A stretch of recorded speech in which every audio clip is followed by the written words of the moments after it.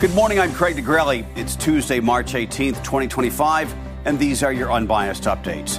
The ceasefire between Israel and Hamas takes a dramatic and deadly turn as Israel launches attacks against Hamas in Gaza. Why now, if the Trump administration was looped in on the decision, and what happens from here? And coming home at last. The two American astronauts stranded on the International Space Station are now headed home. How the mission 9 months in the making is going, and when they are expected to splash down from space. From the Straight Arrow News Studio, bringing the stories that matter to you from across the United States and around the world, these are today's Unbiased Updates. This morning, it appears the already fragile ceasefire between Israel and Hamas in Gaza is over, as the Israeli military has declared a massive offensive in Gaza and ordered civilians in various neighborhoods to evacuate. This just hours after Israel launched extensive strikes on Hamas targets inside Gaza, killing more than 300 people and injuring hundreds more, according to Gaza's health ministry. The White House has confirmed Israel did consult the Trump administration before these latest strikes in Gaza. Israeli Prime Minister Benjamin Netanyahu vowing to use, quote, increasing military strength against Hamas to force the release of all the Israeli hostages still in Gaza, living and dead. In a statement, Israel's defense minister declared, quote, tonight we return to fighting in Gaza, and said, if Hamas does not release all the hostages, the gates of hell will open in Gaza, end quote. A senior Hamas official said the strikes amount to a death sentence for the remaining hostages, about 24 of whom are believed to be still alive. Meantime, Yemen's Houthi rebels are condemning Israel's latest strikes on Gaza, reiterating their support for Hamas. In a statement, the Iran-backed militant group's Supreme Political Council said the Palestinian people will not be left alone in this battle, and Yemen will continue its support and assistance and escalate confrontation steps. The threat comes as tensions are already boiling over between the Houthis and the United States. Over the weekend, the Trump administration launched a series of airstrikes in Yemen after the militant group threatened to renew attacks on Israeli shipping in the Red Sea. The Pentagon says it struck 30 targets in Yemen since Saturday. The president says the Houthis have waged a campaign of piracy, violence, and terrorism against American ships in the Red Sea, the Suez Canal, and Gulf of Aden, and it will not be tolerated. Same topic, the Houthis' vow to escalate the fight with Israel will apparently come with a price for Iran. In a post on his Truth Social platform Monday, President Donald Trump said, quote, every shot fired by the Houthis will be looked upon from this point forward as being a shot fired from the weapons and leadership of Iran, and Iran will be held responsible and suffer the consequences, and those consequences will be dire. The president also accused Iran of funding the militant group and supplying it with weapons and intelligence, all of which Tehran denies. Now to the war in Ukraine. President Trump is set to speak with Russian President Vladimir Putin today about negotiating a ceasefire as the American president ultimately pushes for peace in the region. Donald Trump says Washington and Moscow have already begun discussing dividing up certain assets between Ukraine and Russia as part of a deal to end the conflict, and that swaps of land and power plants will be part of today's phone call with Putin.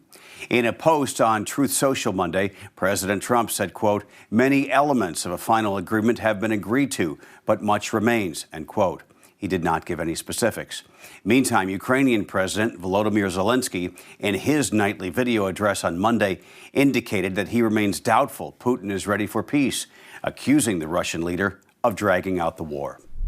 A federal judge is questioning whether the Trump administration ignored his orders to turn around planes carrying deportees to El Salvador, a possible violation of the decision the judge had issued, reportedly as the flights were already in midair. The administration contends that District Judge James Boasberg's verbal directions did not count, saying only his written order needed to be followed.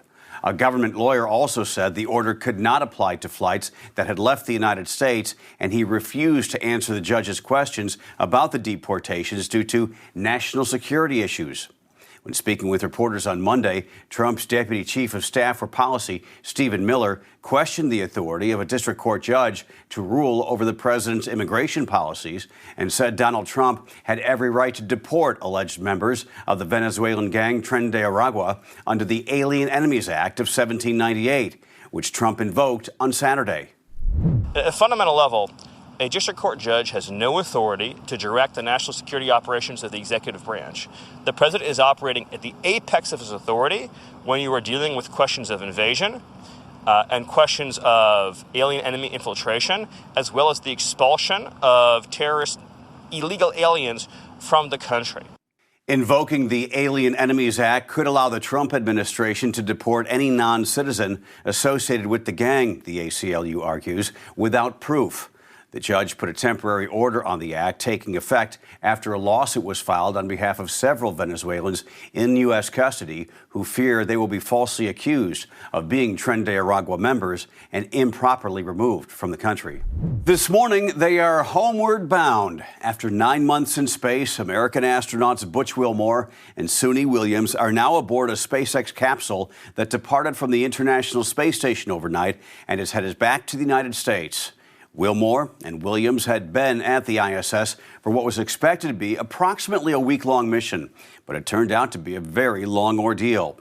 They arrived in June aboard the new Boeing Starliner crew capsule, but difficulties with the Starliner forced NASA to bring it back unmanned. While the two astronauts remained in space, a February return was then postponed as there were issues with the SpaceX capsule. President Trump then urged Elon Musk to speed things along. Musk's SpaceX sent up a used capsule that docked on Sunday and picked up Wilmore and Williams along with 2 other astronauts. The capsule is set to splash down off the Florida coast around 6 p.m. Eastern. One more note, thanks to her extended time in space, with 62 hours over 9 spacewalks, Williams set a new record, the most time spacewalking by a female astronaut. Finally this morning, an extremely rare sight spotted in northern Pakistan. Emphasis on spotted. 4 snow leopards, some of the world's most elusive animals caught on camera moving across a mountain range in northern Pakistan. Snow leopards are native to Central and South Asia and are classified as a vulnerable species by the International Union for Conservation of Nature. It's uncommon for even one to be out in the open like this, let alone 4. In a social media post, the Forest Parks, Wildlife and Environment Department of Gilgit-Baltistan, that's the region where the big cats were spotted, said the video shows protection efforts are paying off. So, snow leopards on the last 2 days of winter before spring starts. There's some sort of lineage or irony there, I think. Those are your unbiased updates for this Tuesday. We'll see you back here tomorrow. For all of us here at Straight Arrow News, I'm Craig DeGrelli. Have a great day.